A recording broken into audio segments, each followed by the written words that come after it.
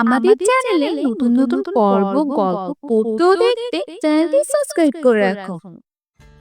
পড়ালেখা শেষ করে একটা কোম্পানিতে চাকরির ইন্টারভিউ দিছি। চাকরি হবে বলে মনে হয় না, কারণ বর্তমানে ঘুষ মামা খালুরা না থাকলে কোনো চাকরি পাওয়া যায় না। তারপরও আশায় আছি।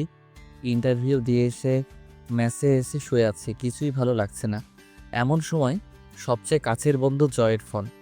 ঘুম ঘুম চোখে ফোনটা রিসিভ করলাম। কিরে, কই তুই? কেন, কি হয়েছে? কিছু না, আমরা যেখানে প্রতিদিন বসে আড্ডা দিই সেখানে চলে আয়। আচ্ছা, তুই একটু অপেক্ষা কর, আমি আসছি। তারপর ফ্রেশ হয়ে রওনা দিলাম। যেতে যেতে বরং আপনাদের আমার পরিচয়টা দিয়ে যাক। আমি হলাম অভ্র। দুনিয়াতে আপন বলতে কেউ নেই।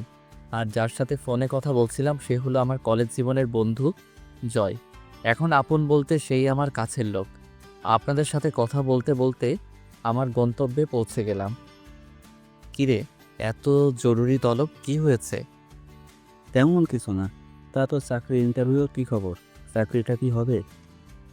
তুই তো জানিস বর্তমান এত সহজে চাকরি পাওয়া যায় না। তারপরও তারা বলছে 2 দিন পর জানাবে। আরে তুই কোনো টেনশন করিস না, দেখিস চাকরিটা ঠিক হয়ে যাবে। তাই যেন হয়। তারপর জয়ের সাথে আড্ডা দিয়ে রাতে ম্যাচে ফিরলাম।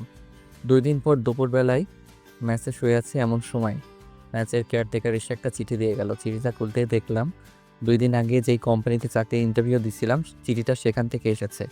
চিঠিটা পড়ে দেখলাম চাকরিটা হয়ে গেছে। আমি এটা দেখে সাথে সাথে জয়কে ফোন দিলাম। হ্যালো জয়, কোথায় তুই? কেন, কি হয়েছে? আরে ভাই, ফোনে বলা যাবে না, তুই তাড়াতাড়ি দেখা কর। আচ্ছা, আমি এখনই আসছি।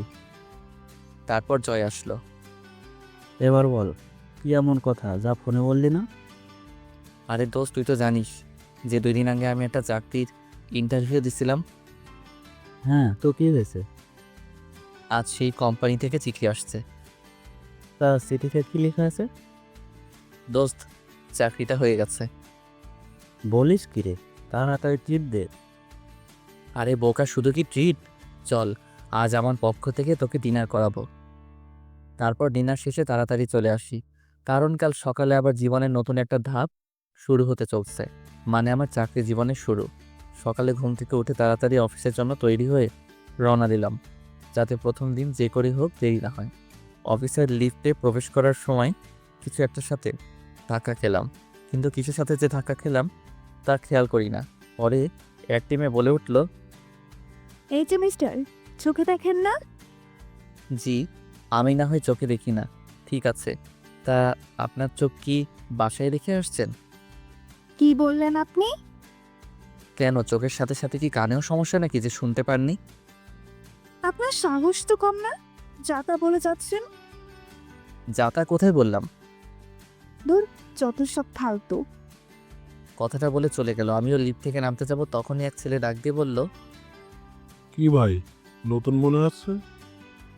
হ্যাঁ। ভাইয়ের ভাগ্যটা মনে হয় ভালো না। কেন ভাই, এমন করে বলছেন কেন? আপনি যে মেয়েটার সাথে এতক্ষণ কথা কাটাকাটি করলেন, আপনি জানেন সে কে? কেন, কেসে? এই অফিসের বসের একমাত্র মেয়ে। বলেন কি? তাহলে তো মনে হয় চাকরিটার হলো না। দেখেন কি আছে কপালে। লোকটার কথা শুনে মনটা খারাপ হয়ে গেল। নিজেকে মারতে ইচ্ছে করছে। কি দরকার ছিল মেয়েটার সাথে কথা কাটাকাটি করার? একটু সরি বললেও তো সব ঠিক হয়ে যেত। এইসব কথা ভাবতে ভাবতে বসের কেবিনের দিকে যেতে লাগলাম। কেবিনের সামনে গিয়ে ভয়ে ভয়ে দরজাটা খুলে বললাম, স্যার, আমি কি ভিতরে আসতে পারি? আসুন। তারপর আমি ভিতরে গিয়ে দেখি স্যারের মেয়েও ভিতরে বসে আছে। বসুন। আর তুমি তো নতুন, তাই না? জি স্যার। তা তোমার নামটা যেন কি? অভ্র। চেহারার সাথে নামটাও পুরাই জোকার। কথাটা বলে সে কেবিন থেকে বার হয়ে গেল। ও হচ্ছে আমার মেয়ে রিয়া। ওর কথাই কিছু মনে করো না বাবা, ও একটু এমনই। আসলে মা মরা মেয়েটা আমার আদর যত্নের কমতি রাখিনি, তাই কিছু বলি না। না স্যার, আমি কিছুই মনে করি নাই। মনে মনে আল্লাহকে অসংখ্য ধন্যবাদ দিলাম, কারণ রিয়া স্যারকে কিছুই বলে নাই। রিয়ার নামটা যেমন সুন্দর, রিয়া দেখতেও অনেক সুন্দর, শুধু একটু রাগী। তাহলে যাও, তাহলে আজ থেকে কাজে লেগে পড়ো। তারপর স্যারের কেবিন থেকে বের হয়ে গেলাম। ম্যানেজার সাহেব আমাকে একটা কেবিন দেখিয়ে দিলেন। আমি গিয়ে সেখানে বসলাম। এভাবে সময়টা খুব ভালোই কাটছিল। এর ভিতরে ম্যাচ চেঞ্জ করে এখন একটা ফ্ল্যাট বাসে থাকি। একদিন স্যার আমাকে তার কেবিনে ডাকলেন। আমি কেবিনের দিকে যাচ্ছি আর ভাবছি হঠাৎ স্যার কী মনে করে ডাকলেন। এইসব কথাগুলো ভাবতে ভাবতে স্যারের কেবিনের সামনে চলে এসেছি। দরজার সামনে গিয়ে আমি বললাম, স্যার আসতে পারি? আরে অব্র, আসো আসো, ভেতরে এসে বসো। ধন্যবাদ স্যার। আমাকে হঠাৎ করে ডাকলেন কেন স্যার? ও হ্যাঁ, এ নাও। আমার দিকে একটা কার্ড এগিয়ে দিয়ে, এটা কিসের কার্ড স্যার? এটা হচ্ছে আমার একমাত্র মেয়ে রিয়ার বিয়ের কার্ড। তাই অফিসের সবাইকে দাওয়াত দেওয়া হয়েছে, শুধু তুমি বাকি ছিলে। আমি কার্ডটা খুলে পড়তে লাগলাম। বিয়ের বাকি আর মাত্র 2 দিন। পড়া শেষ করে স্যারকে বিদায় জানিয়ে স্যারের কেবিন থেকে চলে আসি। তারপর নিজের কেবিনে এসে জয়কে ফোন দিলাম। রিং হচ্ছে তো হচ্ছে, ফোন রিসিভ করার কোনো কথাই নেই। হ্যালো, কিরে ফোন ধরতে এত দেরি করলি কেন? একটু কাজে ব্যস্ত ছিলাম, এই আর কি। তুই কি ব্যস্ত নাকি? আরে না, বল তুই কেন ফোন দিস? আজ বিকেলে একটু দেখা করিস। কেন রে, কিছু হয়েছে নাকি? নারে তোর সাথে একটু কাজ আছে। আচ্ছা, তাহলে বিকেলে দেখা হচ্ছে। ওকে। বিকেলে জয়ের সাথে দেখা করতে গেলাম।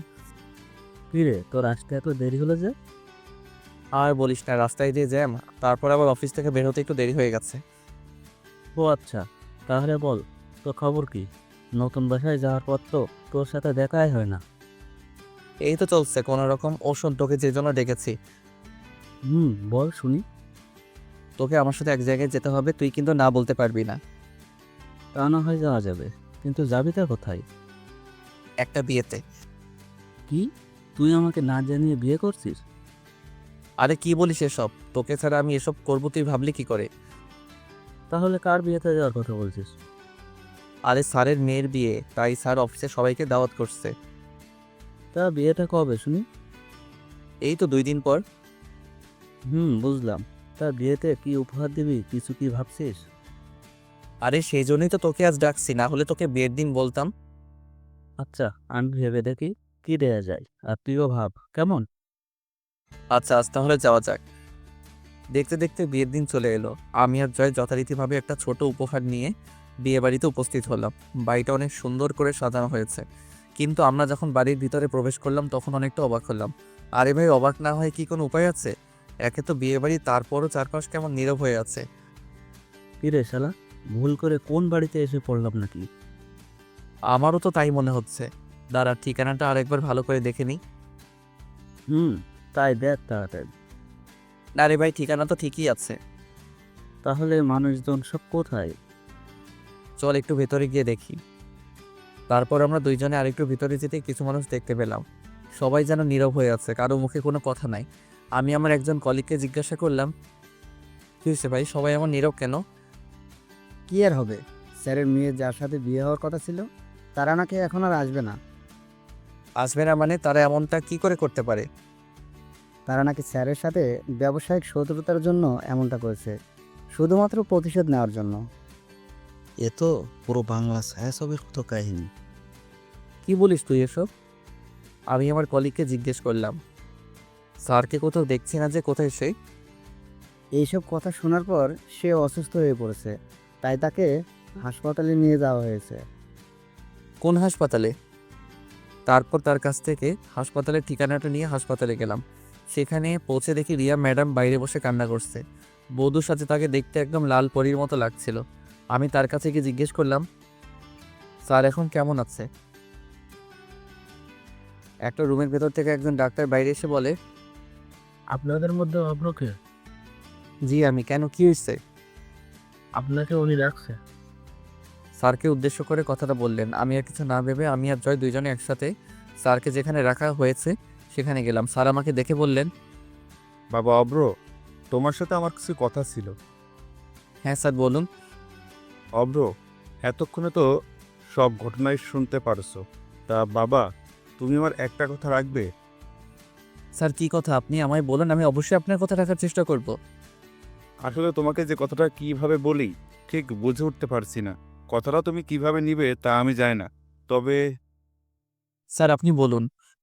অব্র, তোমার যদি কোনো সমস্যা না থাকে তুমি তাহলে আমার মেয়েকে বিয়ে করো, অফিসের বস হিসেবে না, একজন বাবা হিসেবে তোমাকে আমি এই কথাটা বলছি। কোনো কথাই বের হচ্ছে না। আসলে স্যারের কথা শুনে আমি কি উত্তর দিব তা আমি বুঝতে পারছি না। স্যার আমার চুপ করে থাকতে দেখে আবারও বললেন, বাবা, এভাবে চুপ করে থেকো না, তুমি একটু ওকে বোঝাও। জয়কে উদ্দেশ্য করে বলল কথাটা। জয় আমাকে একপাশে গিয়ে বলল, দেখ ভাই, তুই তো স্যারের কথাটা মেনে নে। সে এত করে রিকোয়েস্ট করছে, তুই আর না করিস না। আর বিয়ে আজ না হয় কাল তো করতেই হবে, তাই না? তুই তো আমার কোনো কথাই অমান্য করিস না, তাই এই কথাটাও রাখ। কি রে, এত কি ভাবছিস? হ্যাঁ বলে দে। আমি তোমাকে হাতজোড় করছি বাবা, তুমি আমাকে ফিরিয়ে দিও না প্লিজ। এ কি করছেন স্যার? আপনি আমার গুরুজন, আপনার কথায় আমি রাজি, কিন্তু কিন্তু কি? রিয়া ম্যাডাম কি রাজি হবে? ও, তুমি চিন্তা করো না, আমার কথা ও কখনো অমান্য করবে না। তারপর স্যার রিয়া ম্যাডামকে ভেতরে ডাকলেন। রিয়া ম্যাডাম তার চোখ মুছতে মুছতে ভেতরে আসলেন। তারপর স্যার তাকে বললেন, রিয়া মা, আমার একটা কথা রাখবি? কি কথা বাবা, বলো। তোমার সব কথাই আমি রাখবো। মারে, তুই অব্রকে বিয়ে কর। দেখ মা, আমার মান সম্মান এখন সব তোর উপর, তুই আর না করিস না, তুই রাজি হয়ে যা। বাবা, তুমি যা ভালো বুঝো তাই করো তাহলে। তোমায় বলেছি না, আমার মেয়ে কখনো আমার কথার অবাধ্য হবে না। তাহলে আজই তোমাদের বিয়ে হবে। যা আপনি ভালো মনে করবেন। তাহলে আমি একটু আসি, তোরা একটু অপেক্ষা কর। তুই আবার কোথায় যাবি এখন? বারে, তোর বিয়ে, তোর ভাবিকে একটু জানাতে হবে না? এই কথা বলে বাইরে চলে গেল জয়। চলো তাহলে বাসায় যাওয়া যাক। আমাদের দুইজনের উদ্দেশ্য করে বলল কথাটা। কিন্তু তোমার শরীর তো ভালো নেই। না রে মা, তোর বিয়ে হলে আমার শরীর এমনিতে ঠিক হয়ে যাবে। তারপর স্যার আর আমরা সবাই মিলে স্যারের বাসায় গেলাম। আরে বুঝতে পারছেন না কেন যাচ্ছি? আরে ভাই, আজ যে আমার বিয়ে, অবশেষে আমাদের বিয়েটা খুব ভালোভাবে হয়ে গেল। এখন আমি বাসর ঘরে বাইরে জয়ের সাথে দাঁড়িয়ে আছি। জয় আমাকে জোর করে বাসর ঘরে ঢুকিয়ে দিল। আমি ঘরে প্রবেশ করে দেখি রিয়া ম্যাডাম বিছানায় বসে আছে। আমি আস্তে করে দরজাটা লাগিয়ে ঘুরে দেখি রিয়া ম্যাডাম আমার সামনে দাঁড়িয়ে আছে। আমি তাকে আমার সামনে দেখে কিছুটা ঘাবড়ে যাই। আমি ভাবছিলাম সে হয়তোবা আমাকে সালাম করার জন্য খাট থেকে নেমে আসছে, কিন্তু আমার ধারণাকে ভুল প্রমাণ করে সে আমাকে যা বলল তা শোনার জন্য আমি মোটেও প্রস্তুত ছিলাম না। এই যে, আপনি আমাকে বিয়ে করলেন কেন? চুপ করে আছি, কি বলবো ঠিক বুঝে উঠতে পারছি না। কি হলো, চুপ করে আছেন কেন? না মানে আপনার বাবা বলেছে তাই। বাবা বললো আর আপনি রাজি হয়ে গেলেন? কেন, আপনি কি এই বিয়েতে খুশি নন? না, তাহলে আপনি বিয়ের জন্য হ্যাঁ বললেন কেন? ওটা তো বাবার মান সম্মানের কথা ভেবে রাজি হয়েছি। আপনি কি করে ভাবলেন যে আমাদের অফিসের একজন সাধারণ কর্মচারীকে আমার স্বামী হিসেবে মানতে পারবো? মাথা নিচু করে রিয়া ম্যাডামের কথাগুলো শুনছি। আর হ্যাঁ, খবরদার, যদি কখনো স্ত্রীর অধিকার দেখাতে আসেন তো বুঝতেই পারছেন। কি হলো, কিছু বলছেন না কেন? আচ্ছা, আপনি যেমনটা ভালো বুঝবেন। এখন ঘুমাতে যান। আচ্ছা, এই বলে খাটের দিকে যাচ্ছি, আবারও রিয়া ডাক দিলেন। এই যে, ওদিকে কোথায় যাচ্ছেন?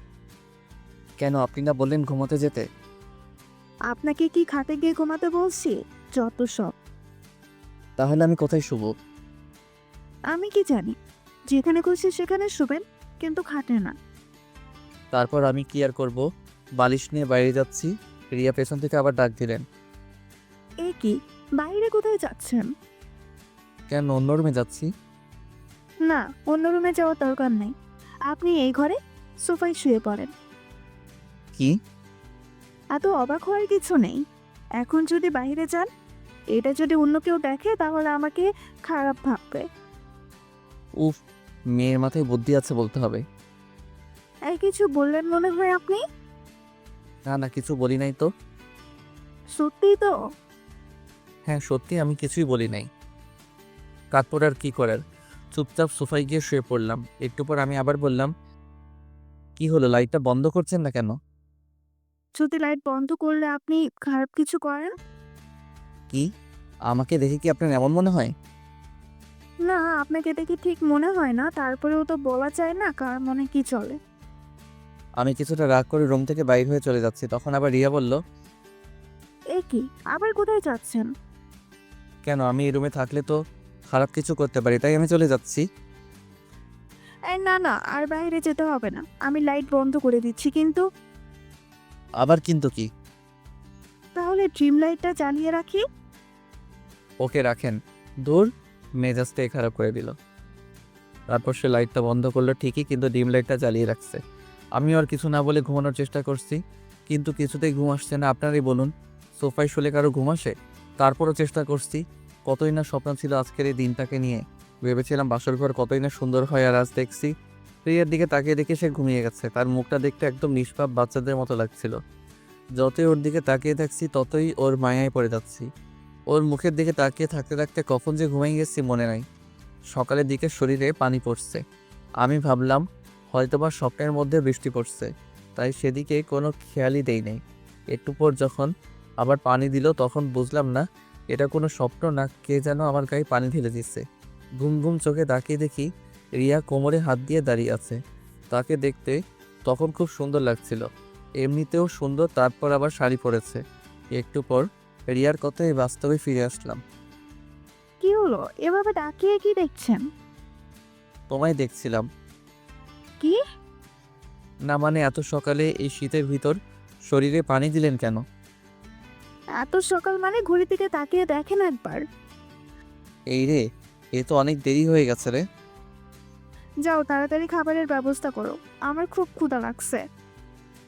যান তাহলে ওইদিকে রান্না করেন কে? কি, আমি রান্না করব মানে? তাহলে কে রান্না করবে? আমি রান্না করতে পারি না, আপনি গিয়ে রান্না করেন তাড়াতাড়ি। কি, মেয়ে মানুষ হয়ে রান্না করতে পারেন না? দেখুন, এইসব কথা শুনতে চাই না, যান গিয়ে রান্না করেন। এই ছিল কপালে? এই কথাটা বলে রান্না করতেই রান্নাঘরের দিকে যাচ্ছি রান্না করার জন্য। আসলে আগে একা থাকতাম, তাই একটু একটু রান্না করতে পারি। রান্না শেষ করে আমি যখন আসলাম, এসে তো আমি তখন পুরাই অবাক। আমার অবাক হওয়ার কারণ হচ্ছে, আমি যখন রান্নাঘর থেকে বের হলাম তখন দেখি রিয়া টেবিলে বসে বসে খাবার খাচ্ছে। আমি তার কাছে গিয়ে তাকে বললাম, এই আপনি খাবার কোথায় পেলেন? কোনো কিছু না বলে শুধু খাবার খাই। কি হলো, কিছু বলছেন না কেন? ভাবি এসেছে খাবার নিয়ে। ভাবি মানে কার ভাবি? আমাদের কথার মাঝে জয়ের বউ মানে আমার ভাবি এসে হাজির। তিনি এসে আমাকে বললেন, কি দেবর, বউকে একদিনের ভিতর আমাকে ভুলে গেলে? না মানে থাক, আর মনে মনে করতে হবে না, যাও তুমিও খেতে বসো। আমি আর কিছু না বলে চুপ করে রিয়ার পাশে গিয়ে খেতে বসলাম। ভাবি আপনি কখন আসলেন? আমি তো আসছি অনেক আগে। কেন? না কিছু না, এমনি জিজ্ঞেস করলাম। তারপর আমি রিয়ার দিকে তাকিয়ে দেখি সে মিটমিট করে হাসছে, আর এদিকে আমার রাগ হচ্ছে। ওই ভাবি আসছে তো আপনি একটিবার আমাকে ডাক দিতে তো পারতেন। রিয়া আমার দিকে কেমনভাবে তাকালো যেন, কিন্তু কিছুই বলল না। তা দেবর, তুমি রান্না করে কি করছিলে? কি বললো ভাবি, এত সুন্দর একটা বউ পেয়েছি, তাকে কি করে রান্নাঘরে পাঠাই বলেন, যদি কালো হয়ে যায়? বাবা, একদিনই এত প্রেম? প্রেমের আর দেখছো কি, কেবল তো শুরু। আচ্ছা, তোমরা তাহলে খাও, আমি বরং আসি। এই কথা বলে ভাবি চলে গেলেন, আর আমি রিয়ার দিকে তাকিয়ে দেখি কেমন একটা রাগী ভাব নিয়ে আমার দিকে তাকিয়ে আছে। এভাবে তাকিয়ে আছেন কেন? ওই, আমি আপনার কেমনে বউ হই? কেন, আপনার সাথে না আমার কাল বিয়ে হলো? বিয়েটা একটা অ্যাক্সিডেন্ট। আর হ্যাঁ, আপনি ভাবলেন কি করে যে আমার বাবার অফিসের একজন সামান্য কর্মচারীকে স্বামী হিসাবে মেনে নিব? এটা কখনো সম্ভব না। একটু থেমে আবার বলতে শুরু করলো, আর আমরা কিছুদিন একসাথে থাকবো, তারপর আপনাকে আমি ডিভোর্স দিয়ে দেবো, বুঝলেন? কথাগুলো বলে সে রুমে চলে গেল। আর আমি বসে বসে ভাবছি, এই ছিল আমার জীবনে। যখন একা ছিলাম তখন তো খুব ভালো ছিলাম। কথাগুলো ভাবতে ভাবতে নিজের অজান্তেই কখন যে চোখে পানি চলে আসছে তা বুঝতে পারি নাই। সারাদিন আর রিয়ার সামনে যাই নাই। রাতে তার কাছে গিয়ে বললাম, সারাদিন তো কিছু খেলেন না, আসুন এখন কিছু খেয়ে নিন। কে বলছে আমি সারাদিন না খেয়ে আছি? আর আপনার খাওয়া আপনি খেয়ে নেন। আর আপনি? আমি বাইরে থেকে খাবার অর্ডার করছি। আমি আর কিছু না বলে রুম থেকে বের হয়ে আসবো, তখনই পেছন থেকে রিয়ার ডাক দিল, এই যে শুনুন, আমাকে এত কেয়ারলেস দেখাতে আসবেন না, বুঝলেন? আপনাকে আমার সহ্য হয় না। আমি তার কথা শুনে বাইরে চলে গেলাম। কি করব কিছুই ভালো লাগছে না। একটু রাত করে বাসায় ফিরলাম। দরজার কাছেই এসে 2-3 বার কলিং বেল বাজাতে রিয়া এসে দরজা খুলল আর বলল, কি ব্যাপার, এত রাত পর্যন্ত কোথায় ছিলেন? একটু কাজ ছিল। কি এমন কাজ যে রাত পর্যন্ত বাইরে থাকতে হবে? আমি আর কিছু না বলে সোজা রুমে চলে গেলাম। গিয়ে সোফায় শুয়ে পড়লাম। রিয়াও আমার পিছু পিছু আসলো এবং খাটে গিয়ে বসে পড়ল। দুইজনেই নীরব হয়ে আছি। একটু পর নীরবতা ভেঙে আমি বলতে শুরু করলাম, আপনাকে আমি ডিভোর্স দিয়ে দিব। সত্যি? সত্যি। তবে তবে কি? আমাদের 6 মাস একসাথে থাকতে হবে। আপনাকে তো আমি একদমই সহ্য করতে পারছি না, আর আপনি বলছেন 6 মাস একসাথে থাকার কথা। কি করবেন বলুন? কিছু পেতে হলে একটু তো কষ্ট করতে হবে। আর 6 মাসই তো, দেখতে দেখতে চলে যাবে। ঠিক আছে। রাতে দুইজনের ভিতর আর কোনো কথাই হয়নি। সকালে ঘুম থেকে উঠে দেখি রিয়া এখনো ঘুমিয়ে আছে। তাই তাকে আর জাগালাম না। সত্যি ঘুমন্ত অবস্থায় রিয়াকে একদম নিষ্পাপ শিশুর মতো মনে হচ্ছে। আমি হালকা পাতলা নাস্তা তৈরি করে রিয়ার জন্য ডেকে অফিসের জন্য বেরিয়ে পড়লাম। অফিসে যেতেই স্যারের সাথে দেখা হয়। আরে অব্র বাবা যে, তুমি অফিসে আসতে গেলে কেন? আর কয়দিন পরে আসতে পারতে। না স্যার, আসলে কিছু পুরনো কাজ আছে, ওগুলো করতে হবে। ও আচ্ছা, তারপরও। না স্যার, আমার কোনো সমস্যা নেই।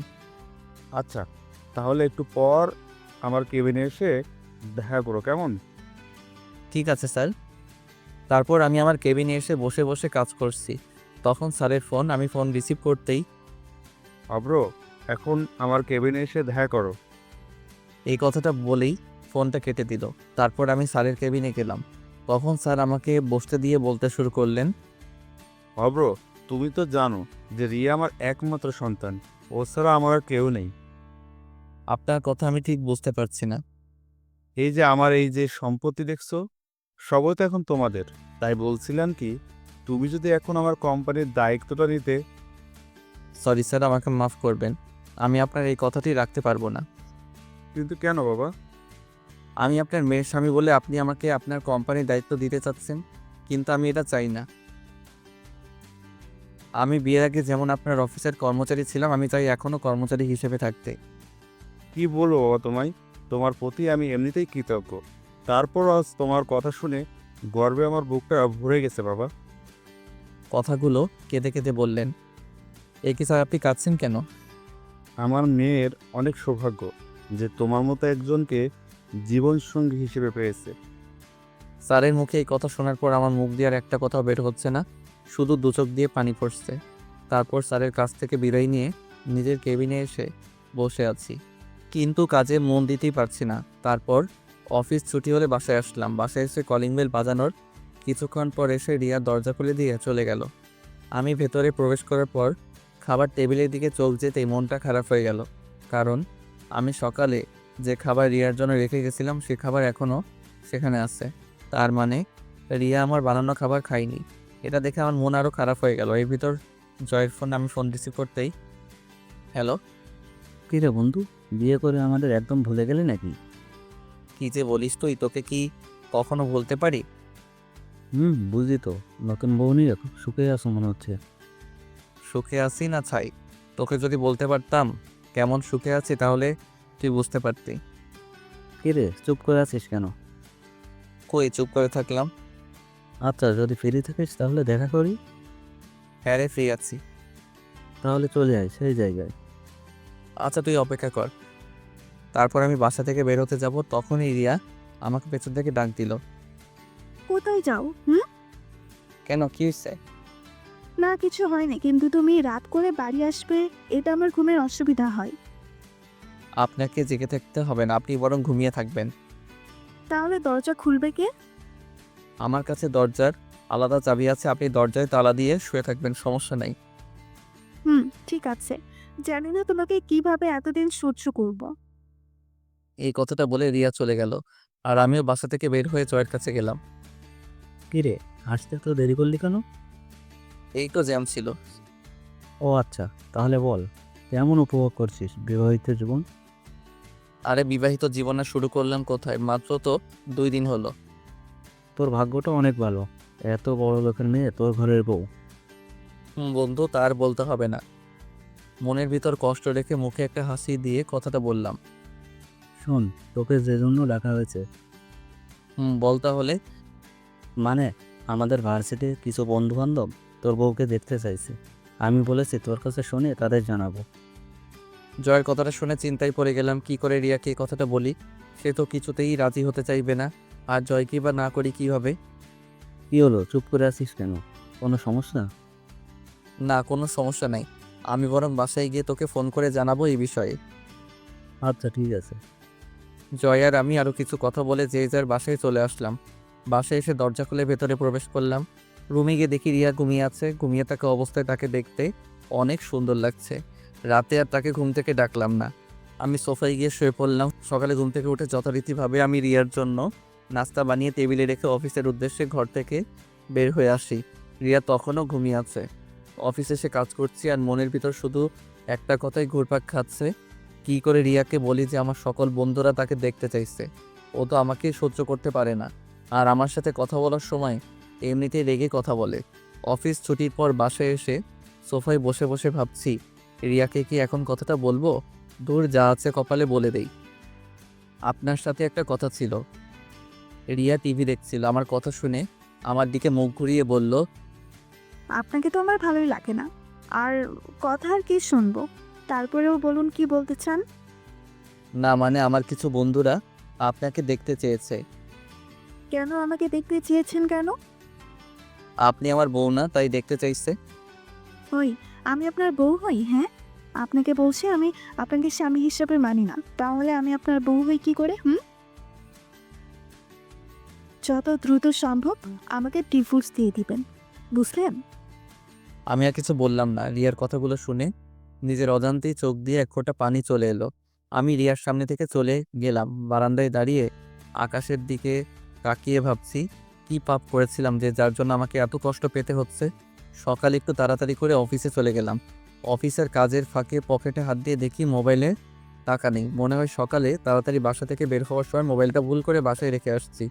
এর মধ্যে স্যারের কেবিন থেকে ডাক আসলো, তাই স্যারের কাছে গেলাম। কেবিনে প্রবেশ করে দেখি একটি মেয়ে বসে আছে। আমি ভেতরে যেতে স্যার আমাকে বললেন, অভ্র, এনার সাথে পরিচিত হও। ইনি হলেন তোমার নতুন অ্যাসিস্ট্যান্ট মেঘা। মেঘা আমার দিকে হাসি মুখে হাতটা বাড়িয়ে দিয়ে বললেন, হ্যালো স্যার। হ্যালো। অভ্র, তুমি তাহলে মেঘাকে তার কাজ বুঝিয়ে দাও, কেমন? ঠিক আছে স্যার। তাহলে মিস মেঘা, তুমি অভ্রের সাথে যাও, সে তোমাকে তোমার কাজ বুঝিয়ে দেবে। Okay sir. তারপর আমি স্যারের কাছ থেকে বিদায় নিয়ে আমার কেবিনে চলে আসলাম, আর আমার পেছনে পেছনে মেঘাও আসলো। তারপর মেঘা আমাকে বলল, স্যার বলুন আমাকে কি করতে হবে? আপনার প্রথম কাজ হলো আমাকে স্যার বলা বাদ দিতে হবে। তাহলে আপনাকে কি বলে ডাকবো? আপনি আমাকে প্রয়োজন হলে নাম ধরে ডাকবেন, তবু স্যার বলবে না, আমার ভালো লাগে না। ডাকতে পারি, কিন্তু একটা শর্তে। কি শর্ত? আপনিও আমাকে আমার নাম ধরে ডাকবেন, আর আমাকে আপনি করে বলতে পারবেন না। আচ্ছা ঠিক আছে, এখন কাজের কথায় আসা যাক। ঠিক আছে। ওই যে কেবিনটা দেখছেন, ওটা এখন থেকে আপনার কেবিন। বাহ, ভালো তো। আপনার পাশে থাকা যাবে। কি বললেন? না, কিছু না। তাহলে এখন আপনি আপনার কাজে যান। আবার আপনি করে বলছেন? আচ্ছা সরি, কেমন? যাও, তুমি তোমার কাজে যাও। এবার হয়েছে? হ্যাঁ। তারপর আমি আমার কাজ করতে লাগলাম। অফিস ছুটি হলে আমি রিক্সার জন্য বাইরে দাঁড়িয়ে আছি। তখনই মেঘা আসলো। মেঘা এসে বলল, কি ব্যাপার, তুমি এখনো এখানে দাঁড়িয়ে কেন? রিক্সার জন্য দাঁড়িয়ে আছি। ও আচ্ছা, তা তোমার বাসা কোথায়? কেন? না মানে যদি কিছু মনে না করো, আমি তোমাকে তোমার বাসায় পৌঁছে দিতে পারি। আরে তুমি যাও, আমি ঠিকই রিক্সা পেয়ে যাব। আরে আসো তো। অনেকটা জোর করে আমাকে তার সাথে রিক্সায় তুলে নিল। আমিও রিক্সায় উঠে তার থেকে একটু দূরে বসার চেষ্টা করছি, যেন তার শরীরের সাথে টাচ না লাগে। আমার এই কাজ দেখে মেঘা বলল, আপনার কি কোনো সমস্যা আছে? কই না তো। তাহলে এত দূরে সরে বসে আছেন কেন? না ঠিক আছে, আমার কোনো সমস্যা হচ্ছে না। কিন্তু আমার সমস্যা হচ্ছে। কি সমস্যা? তুমি যেখানে বসে আছো যদি একটু ঝাঁকি লাগে তুমি তো পড়ে যাবে, তখন তো রাস্তার মানুষ ভাববে আমি তোমাকে ধাক্কা দিয়ে ফেলে দিছি। কি হলো, আমার দিকে এগিয়ে বসুন। তারপর আর কি করার, বাধ্য হয়ে তার দিকে এগিয়ে বসা লাগলো। এই মামা, রিক্সা থামাও। কেন রিক্সা থামাতে বলছো? কারণ আমার বাসার কাছে চলে আসছি। ও আচ্ছা, তাহলে বাই, কাল আবার দেখা হবে। এই কথা বলে মেঘা চলে গেল। আর আমি বাসার দিকে যাচ্ছি। বাসায় গিয়ে আমি যা দেখলাম তা দেখে তো আমি পুরাই অবাক। আপনারা হয়তো বা ভাবছেন আমি অবাক হলাম কেন। তাহলে শুনুন, আপনাদের বলি। আমি বাসার ভিতর প্রবেশ করতে দেখি আমার সকল বন্ধুরা আমার বাসায় আসছে। এর মধ্যে জয় এসে বলে, কি রে, কেমন সারপ্রাইজ দিলাম? তোরা কখন আসলি? আমরা আসছি তো অনেক আগে।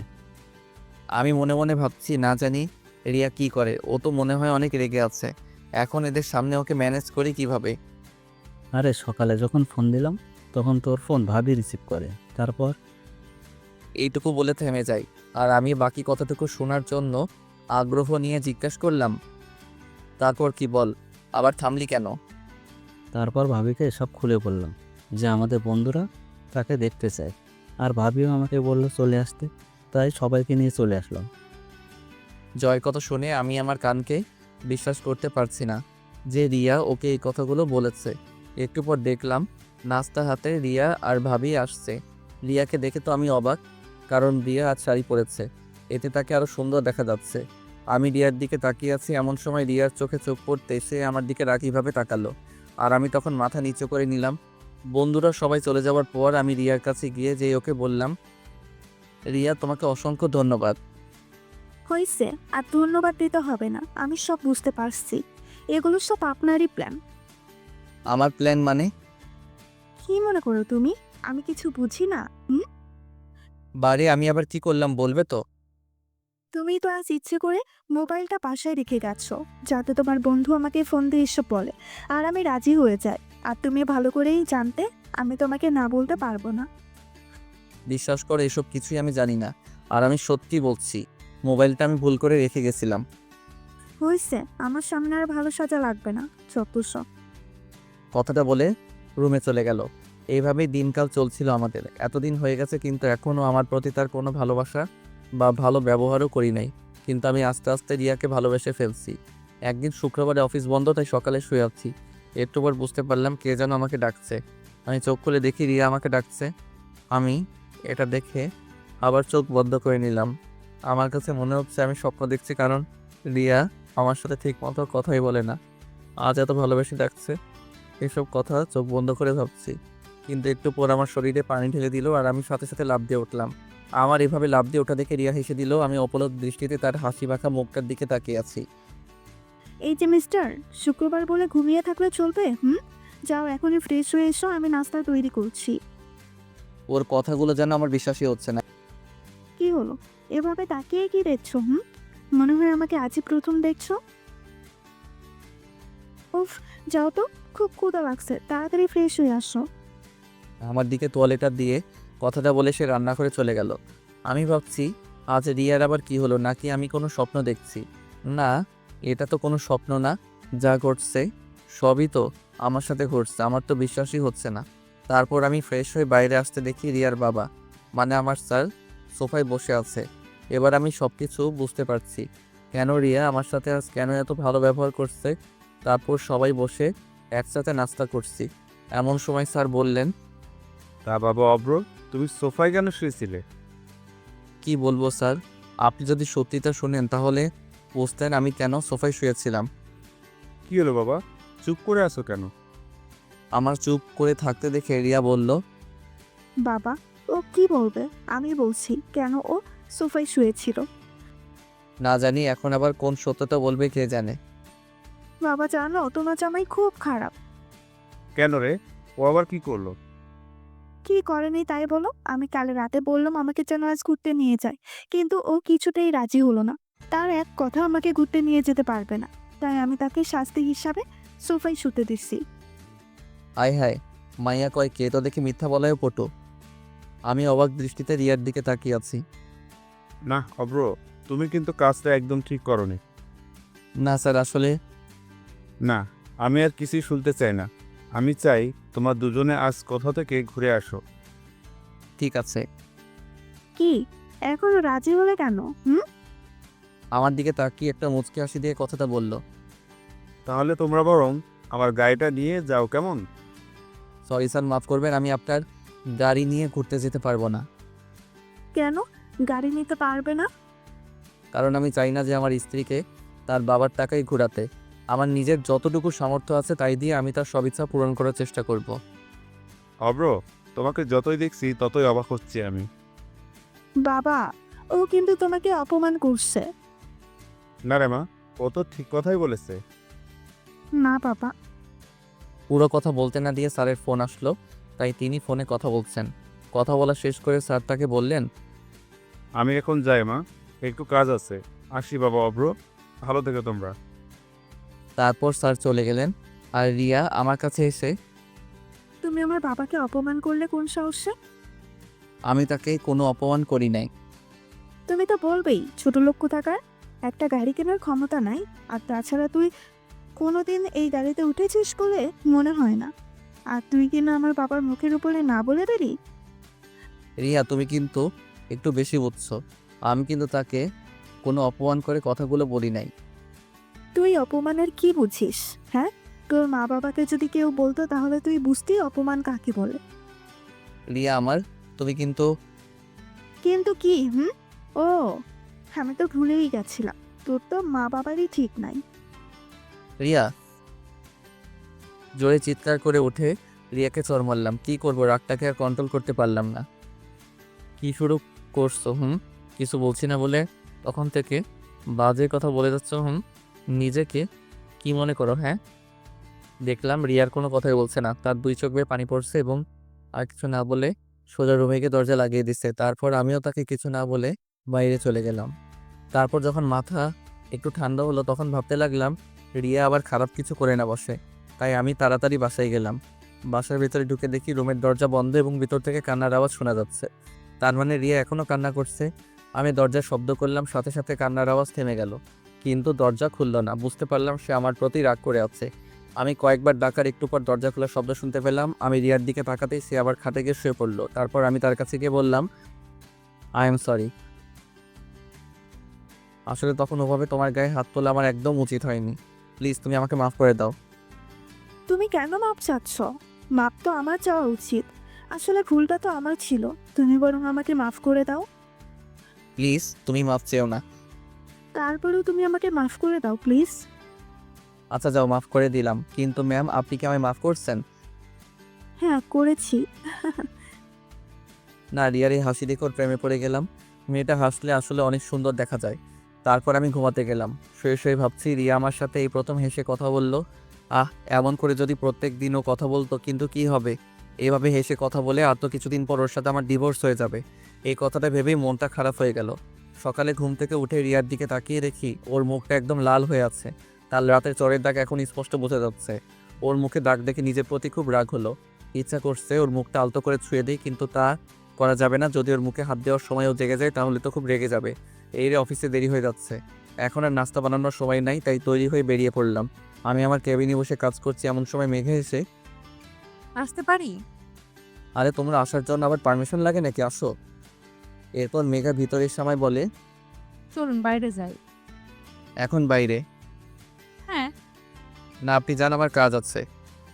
তাহলে চলুন অফিসের ক্যান্টিন থেকে ঘুরে আসি। তা যাওয়া যায়, আমারও সকালে তাড়াতাড়ি কারণে নাস্তা করা হয় নাই। আমি জানি তো, তুমি কি করে জানো? আপনার মুখ দেখেই বোঝা যাচ্ছে। ও তাই নাকি? এত কথা না বলে চলো তো। তারপর আমি আর মেঘা দুইজনে নাস্তা করতে চলে গেলাম। নাস্তা করার এক পর্যায়ে মেঘা বলল, আচ্ছা অব্র, আমি দেখতে কেমন?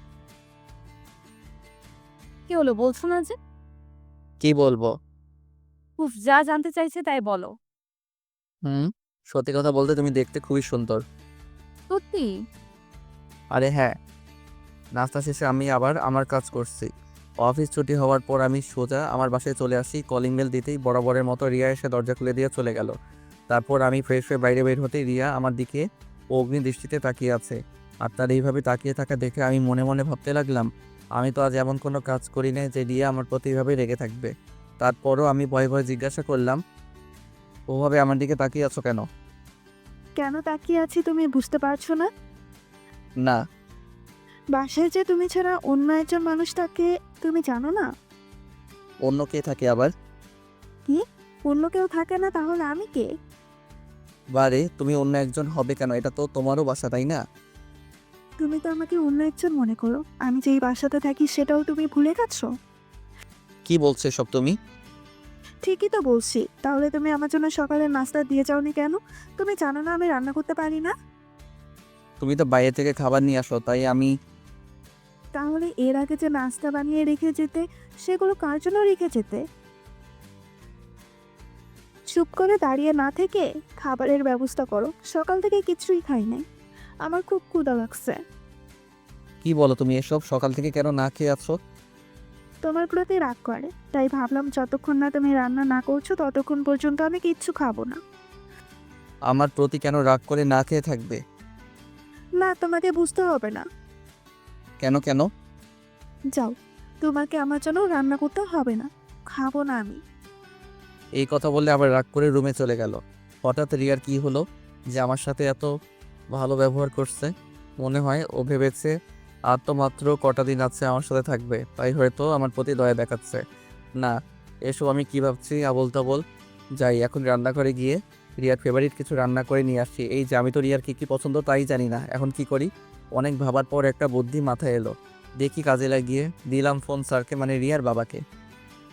আরে অভ্র বাবা যে, কেমন আছো? জি স্যার, ভালো আছি। আপনি কেমন আছেন? আমিও ভালো আছি। আর শোনো, কথায় কথায় এত সার করো কেন? আমি তোমার অফিসের বস, কিন্তু এখন তো তুমি অফিসে নাই যে স্যার বলবে। তাই এখন থেকে বাবা বলে রাখবে, কেমন? Okay sir. আবার স্যার? সরি বাবা। এখন ঠিক আছে। তা জামাই, কি করতে রাতে ফোন দিলে? না মানে আপনার মেয়ে কি কি খেতে ভালোবাসে তা যদি একটু বলতেন। কেন, তুমি আবার আমার মেয়ের জন্য রান্না করবে নাকি? এই তো এই আর কি। আচ্ছা বলছি, শোনো। তারপর স্যারের কাছ থেকে রিয়ার প্রিয় খাবারের নাম জেনে সেটা রান্না করতে লাগলাম। জানি না কতটুকু ভালো হবে। রান্না শেষ করে টেবিলে সব কিছু সাজিয়ে রেখে রিয়াকে ডাকতে গেলাম। রিয়া, রান্না শেষ করে তাড়াতাড়ি খেতে আসো। আমি খাবো না। প্লিজ ডাক করো না, এসো খাবার খেয়ে নাও। বললাম না আমি খাবো না। আর তুমি এখান থেকে যাও তো, বিরক্ত করো না। আচ্ছা ঠিক আছে, তোমাকে আর বিরক্ত করব না। এই কথা বলে যেই অন্যদিকে করবো তখনই দরজা খুলে রিয়া চলে আসলো। তারপর আমার সাথে কোনো কথা না বলে সোজা খাবার টেবিলে গিয়ে বসে পড়লো। আর আমি তাকে খাবার বেড়ে দিয়ে বললাম, এই নাও তোমার প্রিয় খাবার। ওয়াও, এটা যে আমার প্রিয় তুমি জানলে কি করে? সেটা জেনে কি করবে, তুমি বরং খেয়ে দেখো কেমন হয়েছে। তারপর রিয়া খাবার মুখে দিয়ে আমার দিকে রাগীভাবে তাকালো। এটা দেখে আমি বুঝতে পারলাম খাবার বেশি ভালো হয়নি। এই খাবার তুমি বানিয়েছো? হ্যাঁ। সত্যি বলছো তো? আমি জানি বেশি ভালো হয় নাই। এই কথাটা বলে মাথা নিচু করে আছি, তখনই রিয়া জোরে জোরে হাসি দিয়ে বলে, আরে বোকা, কে বলছে খারাপ হয়েছে? খাবারটা অনেক অনেক ভালো হয়েছে, মনে হচ্ছে পুরো রেস্টুরেন্ট থেকে আনা। সত্যি বলছো? একদম সত্যি বলছি, তুমি নিজেই খেয়ে দেখো। না তুমি খাও, তারপর আমি খাবো। না, তা হবে না, আমরা একসাথে খাবো। তারপর আর কি করার, একসাথে খাওয়া শেষ করে ঘুমাতে গেলাম। ঘুম থেকে উঠে রিয়ার দিকে তাকিয়ে আসছি, কেন জানি না ওর দিকে তাকিয়ে থাকতে আমার খুব ভালো লাগছে। তারপর অফিসে চলে আসলাম। আজ একটু কাজ কম, তাই বিকালে ছুটি দিয়ে দিল। অফিস থেকে বেরোতে মেঘে এসে বলে, আজ তো তাড়াতাড়ি ছুটি হয়ে গেল, চলুন কোথাও বসে চা বা কফি খাওয়া যাক। এই বিকালে মন্দ হয় না। তারপর আমি আর মেঘে একটা কফি শপে আসলাম। কফি শপের ভিতরে গিয়ে বসতে দেখি আমার সামনে টেবিলে রিয়া আর কিছু মেয়ে, মনে হয় রিয়ার বন্ধু হবে। তারপর মেঘা বলল, তোমার জন্য কি অর্ডার করব? যেটা তোমার ভালো লাগে সেটাই অর্ডার করো। আমি আর চোখে রিয়ার দিকে তাকিয়ে দেখি রিয়া বারবার আমার দিকে তাকাচ্ছে এবং আমার সাথে মেয়েটাকে তাকে দেখার চেষ্টা করছে, কিন্তু পারছে না, কারণ মেঘা মুখোমুখি হয়ে বসেছিল। কফি চলে এলো, আমি আর মেঘা কফি খাচ্ছি আর গল্প করছি। আমি এমনভাবে আছি যে আমি রিয়াকে দেখি নাই। আমি একবার রিয়ার চোখের দিকে তাকিয়ে দেখি সে পুরো রেগে গজগজ করছে। আমাদের কফি খাওয়া শেষ হলে আমরা চলে যাওয়ার জন্য বাইরে এলাম। আমি বুঝতে পারছি আমার পেছন পেছন রিয়াও আসছে। আমি সেটা দেখে মেঘাকে বললাম, মেঘা চলো ওদিকটায় যাই, ওখানে একটা সুন্দর পার্ক আছে। চলো তাহলে। তারপর দুইজনে একটা রিক্সায় চড়ে রিয়ার সামনে দিয়ে চলে গেলাম। ঘোরা শেষ হলে রাতে বাসায় ফিরলাম। বাসায় এসে দেখি দরজাটা আগে থেকেই খোলা, তাই আমি ভেতরে প্রবেশ করি। একটু পর রিয়া আমার কাছে এসে বলে, কোথায় ছিলে এত সময়? কোথায় থাকবো, আবার অফিস ছিলাম। তোমার অফিস তো অনেক আগেই ছুটি হয়ে গেছে, এত সময় কোথায় ছিলে? বন্ধুদের সাথে ছিলাম। ও আচ্ছা, তা মেয়েটা কি শুনি? কোন মেয়ে? এই যে যার সাথে কফি শপে এত হাসাহাসি করে কথা বলছো। তুই জানলে কিভাবে যে আমি কার সাথে বসেছিলাম? তা আমি দেখেছি তোমাদের দুজনকে। তাই নাকি? এখন বলো মেয়েটা কে? আমার ফ্রেন্ড বলতে পারো। তোমার ফ্রেন্ড হলে সেদিন আসলো না যে? এই তো কিছুদিন হলো ওর সাথে পরিচয়টা। ছি, তোমার লজ্জা করে না ঘরে বউ থাকতে তুমি? ওয়েট, বউ মানে কি তোমার কথা বলছো? তার কার কথা বলবো শুনি? তোমার সাথে তো আর কয়েকদিন পর ডিভোর্স হয়ে যাবে, আর তাছাড়াও তুমি তো আমাকে দুই চোখে দেখতে পারো না। দেখলাম রিয়া আমার কথাগুলো শুনে কিছুটা চুপ হয়ে গেল, তারপর আবার বলল, ডিভোর্স তো এখনো হয়নি, যতদিন না হয় ততদিন তো আমিই তোমার বউ। কথাটা বলার সময় দেখলাম ওর চোখের কোণে পানি। তবে কি রিয়াও আমাকে ভালোবাসতে শুরু করেছে? কথাটা ভেবেই নিজের অজান্তে মুখে হাসি ফুটে উঠল। পরের দিন দুপুরে অফিসে বসে কাজের ব্যাপারে মেঘার সাথে কথা বলছি, এমন সময় দেখি রিয়া আসলো। ও ভেতরে এসে মেঘাকে দেখে আমার দিকে রাগী ভাব নিয়ে তাকিয়ে আছে। তারপর আমি মেঘাকে বললাম, তুমি এখন যাও, আমি তোমাকে পরে ডেকে নেব। মেঘা চলে যাওয়ার পর আমি রিয়াকে বললাম, তুমি হঠাৎ এখানে? কেন আসতে পারি না? না, তা পারবে না কেন? এটা তো তোমারই অফিস। আমি না আসলে হয়তো বা ভালোই হতো। কেন? এই যে তোমাদের কথা বলার সমস্যা করলাম। তো অবশ্যই ঠিক। কি বললে তুমি? ওই কিছু না তো। না, তুমি কিছু একটা তো বলছো। আরে না, কিছুই বলি নাই। আমি দেখলাম রিয়ার হাতে টিফিন বাটি, তাই আমি তাকে বললাম, হাতে কি, ওটা আমার জন্য আনছো? এনেছিলাম একজনের জন্য, কিন্তু সে তো খুব ভালোই আছে। কথাটা বলে রিয়া চলে গেল। আমি পেছন থেকে এত ডাকার পরও শুনল না, চলে গেল। তারপর আমি কেবিনে বসে আছি, এমন সময় মেঘা এসে বলে, অব্র, মেয়েটাকে কেন তুমি জানো না? জানলে তোমায় জিজ্ঞেস করতাম নাকি? ও হচ্ছে আমাদের অফিসের বসের মেয়ে, আর আমার স্ত্রী। কি, তোমার স্ত্রী? হ্যাঁ। কই, আগে তো বলো নাই কখনো। তুমিও তো জানতে চাও নাই। ও আচ্ছা। কি ব্যাপার, তোমার চোখে পানি কেন? কই পানি? বলে নিজের হাত দিয়ে চোখটা মুছল। আমি দেখতে পাচ্ছি তোমার চোখে পানি। মনে হয় চোখে কিছু পড়েছে। কই দেখি তো। না, তোমাকে দেখতে হবে না। বলে সে চলে গেল। অফিস ছুটি হওয়ার পর কোথাও মেঘাকে দেখলাম না। তারপর আমি বাসায় চলে আসি। বাসায় এসে ফ্রেশ হয়ে রান্না করতে যাব, তখনই রিয়া এসে বলে, তোমাকে আজ রান্না করা লাগবে না। তাহলে রাতে খাবো কি? আজ আমি রান্না করছি। কি বলো তুমি? রান্না করা শিখলে কবে? রান্না করতে পারি না, তবে রান্না করার চেষ্টা করছি। সেগুলো কি খাওয়ার মতো হয়েছে? যাও, তোমাকে খাওয়া লাগবে না। আরে আরে, দেখো আবার রাগ করে। দাও, তাড়াতাড়ি খেতে দাও, খুব ক্ষুধা লাগছে। রিয়া মুখে হাসি নিয়ে খাবার বেড়ে দিল। আমি খাবার মুখে দিয়ে দেখি একটা খাবারেও লবণ হয়নি এবং খুব ঝাল হয়েছে। কেমন হয়েছে? খুব ভালো হয়েছে। তুমি এত ভালো রান্না করতে পারো, তাহলে আগে কেন রান্না করো নাই? সত্যি বলছো তুমি?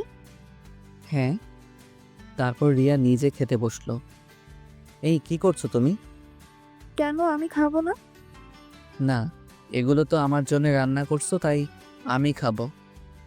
বারে, প্রথমবার রান্না করলাম, খেয়ে দেখতে হবে না কেমন হয়েছে? তারপর আর কি করার, সে খেতে বসলো। খাবার প্রথমে মুখে দিতেই ফেলে দিয়ে পানি পানি বলে চিৎকার করতে লাগলো। আমি তাকে পানি ধরে দিলাম। তারপর সে পানি খেয়ে আমাকে বলল, এত বাজে হয়েছে, তুমি খাচ্ছ কি করে? ছি ছি।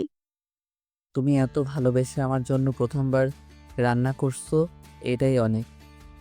রিয়া শুধু আমার মুখের দিকে তাকিয়ে বলল, না, তোমাকে এটা খেতে হবে না, আমি বাইরে থেকে খাবার অর্ডার করছি। না, অর্ডার করলে তোমার জন্য করো, আমি তো আজ এগুলিই খাবো। খাওয়া শেষ করে ঘুমাতে গেলাম। ঘুম থেকে উঠে ফ্রেশ হয়ে বাইরে আসার সাথে সাথে রিয়া আমার দিকে একটা কাগজে মোড়ানো খাম দিয়ে বলে, এইটা নাও। কি এটা? আমি কি জানি, এটা একজন লোক এসে দিয়ে গেল, বললো তোমায় দিতে। আমি রিয়ার হাত থেকে খামটা নিয়ে পড়তে লাগলাম। পড়া শেষ হতেই রিয়া আমাকে বলল, কি এটা? এতে কি আছে? ওই যে তুমি যা চেয়েছিলে তাই। মানে কি? এটা ডিভোর্স পেপার, উকিল সাহেব পাঠিয়েছে। এখন এটাতে দুইজনে সাইন করে দিলে তুমি মুক্ত হয়ে যাবে। কথাটা শুনে রিয়ার মুখটা ফ্যাকাশে হয়ে গেল। এই নাও, আমি সাইন করে দিছি, এখন তুমি সাইন করে দিলেই হয়। কথাগুলো বলে আমি অফিসে চলে আসি। একটু পর ফোনটা বেজে উঠল। ফোনের দিকে তাকিয়ে দেখি স্যার ফোন করছে। হ্যালো। অভ্র, তুমি এখনই হাসপাতালে চলে আসো। কেন স্যার, কি হয়েছে? রিয়া রিয়া বলুন না, রিয়ার কি হয়েছে? ও ঠিক আছে তো? বাবা, রিয়া সুসাইড করেছে। কথাটা শুনে আমার পায়ের নিচ থেকে যেন মাটি সরে গেল। তাই আর এক মুহূর্ত দেরি না করে তাড়াতাড়ি বেরিয়ে পড়লাম হাসপাতালের উদ্দেশ্যে। হাসপাতালে গিয়ে স্যারকে বললাম, স্যার রিয়া কোথায়? বলুন না রিয়া কোথায়? অপারেশন থিয়েটারে। জানি না মেয়েটা কেন এমন পাগলাম করলো। সকালে হঠাৎ বাসায় গিয়ে সোজা নিজের রুমে চলে গেল। আমি পেছন থেকে ডাকার পর একটি বারও আমার ডাক শুনলো না। পরে আমি ঘরে গিয়ে দেখি সে বিষ খেয়েছে। কথাটা বলে কান্না করতে লাগলো। তারপর আবার বলল, তোমার সাথে কিছু হয়েছে? আসলে পুরো কথাটা আর বলতে পারলাম না। এর মধ্যে ডাক্তার চলে এলো। আমি তাড়াতাড়ি ডাক্তারের কাছে গিয়ে জিজ্ঞাসা করলাম, ডাক্তার ঠিক আছে তো? দেখুন, রোগী এখন ঠিক আছে, এবার ওনাকে বেডে দেওয়া হবে। ডাক্তার, আমি কি ওর সাথে দেখা করতে পারি? যান, কিন্তু প্লিজ ডাক্তার। আচ্ছা যান তাহলে। তারপর আমি ভেতরে গিয়ে দেখি রিয়া ঘুমিয়ে আছে। ওকে দেখতে একদম বাচ্চাদের মতো লাগছে। আমি গিয়ে ওর মাথার কাছে বসে আছি। একটু পর রিয়া আস্তে আস্তে চোখ খুললো। তারপর আমি তাকে বললাম, কি ব্যাপার, এমন পাগলামো কেন করছো তুমি? কি করব বলো? তোমাকে যদি না পাই তাহলে এই জীবন রেখে কি লাভ বলো? তোমার সাথে যে খারাপ ব্যবহার করেছি, এতে করে তুমি আমাকে কখনো মেনে নিতে পারবে না। তাই বলে তুমি সুইসাইড করবে? কেন বাঁচালে আমাকে? আমি মরে গেলেই তো ভালো হতো। ঠাস করে রিয়ার গালে চড় মারলাম। তুমি আমাকে মারলে? মেরেছি, বেশ করেছে। আমার বউকে আমি মারছি, আর একবার যদি মরার কথা মুখে আনো তাহলে আবার মারবো বলে দিলাম। ভালোবেসে ফেলছি গো তোমায়। এই কয়দিন তোমায় অনেক ভালোবেসে ফেলছি। কথাগুলো আমাকে জড়িয়ে ধরে কেঁদে কেঁদে বলতে লাগলো। আমিও তাকে জড়িয়ে ধরে কেঁদে কেঁদে বললাম, আসলে এটা কোনো দুঃখের কান্না নয়, এটা হচ্ছে আনন্দের কান্না। আমিও যে তোমায় অনেক ভালোবাসি। যেদিন তোমায় প্রথম দেখেছি সেদিন থেকে তোমায় ভালোবেসে ফেলছি। তাহলে ডিভোর্স পেপারে সই করলে কেন? ওটা তো ডিভোর্স পেপার ছিল না। তাহলে? তুমি ভুলে গেছো আজ তোমার জন্মদিন। ওটাতে তোমার জন্মদিনের শুভেচ্ছা কার্ড ছিল, আর তুমি সেটাকে ডিভোর্স পেপার ভেবে সুইসাইড করতে গেছো। তবে রে দুষ্টু, দেখাচ্ছি তোমায় মজা। আরে আরে কি করো, ডাক্তার তোমাকে নড়তে বারণ করছে। তারপর আমি রিয়াকে জড়িয়ে ধরে কপালে ভালোবাসার স্পর্শ এঁকে দিলাম। এর মধ্যে স্যার এসে, আমি কি আসতে পারি? না, এখন কারো আশা যাবে না। আমায় জড়িয়ে ধরে কথাগুলো বলল। এই পাগলি, কি করো, ছাড়ো বলছি। স্যার দেখছে তো। দেখলে দেখুক, আমার স্বামীকে আমি জড়িয়ে ধরছি। ওকে, থাকো তোমরা। 2 দিন পর রিয়াকে নিয়ে বাসায় ফিরলাম। রাতে রিয়াকে বললাম, আমি কি সোফায় শুবো? কি বলো তুমি? সোফায় শুতে চাও? এখনো দাঁড়াও তাহলে। এই বলে আমাকে দৌড়ানি দিল। আমি দৌড় দিয়ে খাটে শুয়ে পড়লাম। রিয়াও আমার বুকে এসে শুয়ে পড়লো। তারপর আমি বললাম, আচ্ছা আমাদের তো বাসরাত হয়নি, চলো না আজ আমরা বাসরাত উদযাপন করি। যাও দুষ্টু কোথাকার। এই বলে লজ্জায় তার মুখটা আমার বুকে সাথে চেপে ধরলো। তারপর আমরা দুইজন মিলে হারিয়ে গেলাম ভালোবাসার অতলে। সকালে রিয়ার ডাকে ঘুম ভাঙলো। দেখলাম সে গোসল করে এসে আয়নার সামনে দাঁড়িয়ে তার চুল শুকাচ্ছে। আমি পেছন থেকে তাকে জড়িয়ে ধরলাম। তাই কি করছো? ছাড়ো বলছি। না, ছাড়তে মন চাইছে না। অফিস নেই আজকে? আজ যেতে মন চাইছে না, মন চাইছে সারাদিন তোমাকে এভাবে জড়িয়ে ধরে থাকি। তা বললে তো হবে না। যাও গিয়ে ফ্রেশ হও, আমি নাস্তা দিচ্ছি। তারপর আর কি করার, ফ্রেশ হতে চলে গেলাম। ফ্রেশ হয়ে এসে নাস্তা করে অফিসে যাওয়ার জন্য বের হতেই রিয়া বলল, এই শোনো, আজ একটু তাড়াতাড়ি ফিরবে কেমন? ওকে মহারানী। এই বলে রিয়ার কপালে ভালোবাসার স্পর্শ এঁকে দিলাম। অফিসে এসে যা শুনতে পাই তার জন্য আমি মোটেও প্রস্তুত ছিলাম না। মেঘা নাকি চাকরি ছেড়ে দিছে। কথা শুনে খুব অবাক হলাম। হঠাৎ কি এমন হলো যার জন্য সে চাকরি ছেড়ে চলে গেছে? এই কথাগুলো ভাবছি আর এমন সময় দেখলাম মেঘা আমার কেবিনের দিকে আসছে। মেঘা, আমি এই সব কি শুনছি? তুমি নাকি চাকরি ছেড়ে চলে যাচ্ছ? যা শুনেছেন সত্যি শুনেছেন। এসবের মানে কি? হঠাৎ করে চাকরিটা ছেড়ে দিচ্ছ কেন? আপনার জন্য। আমার জন্যে মানে কি বলছো এসব তুমি? জানেন আমার বাবাকে? আমি কি করে তোমার বাবাকে চিনবো? আমি তো তাকে দেখি নাই। আমার বাবা হচ্ছে এদেশের একজন স্বনামধন্য ব্যবসায়ী। নাম শুনেছেন? হ্যাঁ, তা শুনবো না কেন? তাছাড়া অফিসের একটা কাজে আমার সাথে তার ভালো পরিচয়ও আছে। তার মানে তুমি স্যারের মেয়ে? হ্যাঁ, আপনি ঠিকই ধরেছেন। আমি তার একমাত্র মেয়ে। তাহলে তুমি এই অফিসে চাকরি করছো কেন? শুধু তোমার জন্য। আমার জন্য কেন? তুমি যেদিন প্রথম আমাদের অফিসে গিয়েছিলে সেদিনই আমি তোমাকে দেখি, এবং সেদিন প্রথম দেখাতেই তোমাকে আমার ভালো লাগে। আর এই ভালো লাগা থেকেই আস্তে আস্তে তোমাকে ভালোবেসে ফেলি। এইটুকু বলে থেমে গেল আর কথাগুলো কেঁদে কেঁদে বলছে। তারপর আবার বলতে শুরু করলো। শুধু তোমার একই নজর দেখার জন্য তোমার ভালোবাসার টানে এই অফিসে তোমার সহকারী পদে চাকরি নেই। কিন্তু আমি জানতাম না যে আমার ভালোবাসার মানুষটি আগে থেকে অন্য কারো হয়ে আছে। যখন জানলাম তখন নিজেকে শেষ করে দিতে চেয়েছিলাম। যাকে ভালোবাসি তাকে পাবো না যখন, তখন বেঁচে থেকে আর কী লাভ বলো? পরে ভাবলাম আমার ভালোবাসাটা না হয় তোমার আর রিয়ার মাঝেই বেঁচে থাক। কথাগুলো বলেই আমাকে জড়িয়ে ধরলো। আমি এখন কি করব কিছুই বুঝতে পারছি না। ভালোবাসি অভ্র, তোমাকে অনেক ভালোবাসি। তোমাকে ছাড়া যে আমি একটা মুহূর্তও থাকতে পারবো না। আমি তোমার সাথে থাকলে আমি আর নিজেকে ধরে রাখতে পারবো না। তাই আমি এখান থেকে চলে যাচ্ছি। জানি তোমাকে ছাড়া থাকতে কষ্ট হবে, তবুও চেষ্টা করব তোমাকে ছাড়া বেঁচে থাকার। কথাগুলো আমাকে জড়িয়ে ধরে বলছিল, পরে আমাকে ছেড়ে দিয়ে বলে, আর একটা কথা, আমি যদি তোমার মনে কোনো কষ্ট দিয়ে থাকি তাহলে আমাকে মাফ করে দিও, আর ভালো থেকো। কথাটা বলে কাঁদতে কাঁদতে চলে গেল আমার কেবিন থেকে। আর আমি সেখানেই দাঁড়িয়ে আছি। জানি না কখন নিজের অজান্তে চোখে পানি চলে এসেছে। একটু পর রিয়ার ডাকে বাস্তবে ফিরে আসি। কি হয়েছে তোমার? সেই কখন থেকে ডাকছি, কোনো সাড়া নেই তোমার। ও তুমি, তা কখন এলে? এই মাত্রই আসলাম। ও, কি এমন ভাবছিলে যে আমি কখন আসছি তাও বুঝতে পারো নাই? না তেমন কিছু না। তা তুমি হঠাৎ কি মনে করে অফিসে আসলে যে? কেন, আমার আসতে বারণ নাকি? তা হবে কেন? তারপরও আমাকে সম্পূর্ণ কথা বলতে না দিয়ে রিয়া বলল, আমি আসছি আমার মহারাজকে দুপুরের খাবার খাওয়াতে। হাই নাকি? তাহলে তাড়াতাড়ি করো, খুব ক্ষুধা লাগছে। আমি নিজের হাতে তোমার জন্য তৈরি করছি। কি খাওয়ার মতো তৈরি করছো তো, নাকি আগের দিনের মতো? কথাটা শুনে রিয়ার মুখ থেকে মুহূর্তেই হাসি চলে গেল। তারপর আমি তাকে বললাম, কি হলো, খাবার কি দিবে নাকি এমনভাবে দাঁড়িয়ে থাকবে? তারপর রিয়া আস্তে আস্তে আমাকে খাবারগুলো দিল। আর আমার মুখের দিকে কেমন হয়েছে তা জানার জন্য আগ্রহ নিয়ে তাকিয়ে আছে। আমি খাবারটা মুখে দিয়ে দেখলাম, না, আজ খাবারটা অনেক ভালো হয়েছে, যা আপনাদের লিখে বোঝাতে পারবো না। তারপর আমার মনের মাঝে একটু দুষ্টামি করার কথা মাথায় আসলো। তাই আমি রিয়াকে বললাম, এটা কি রান্না করছো তুমি? এটা কোনো মানুষ খেতে পারে? দেখি আমার কাছে আসো তো। আমার কাছে আসতেই রিয়ার গালে একটা কিস করলাম। এটা কি হলো? কেন, তুমি বুঝতে পারো নাই? তুমি আমাকে কিস করলে কেন? বারে, তুমি আমার জন্য এত ভালো রান্না করে আনছো, সেই পুরস্কার হিসেবে কিছু তো তোমাকে দিতে হয়, তাই দিলাম আর কি। তাহলে তুমি প্রথমে বললে কেন যে ভালো হয়নি? ওটা তো তোমাকে রাগানোর জন্য বলেছিলাম। তবে রে, যাও, তোমার সাথে আর কোনো কথাই বলবো না। এই রে, মনে হয় বউটা আমার অভিমান করছে। এখন কি করি?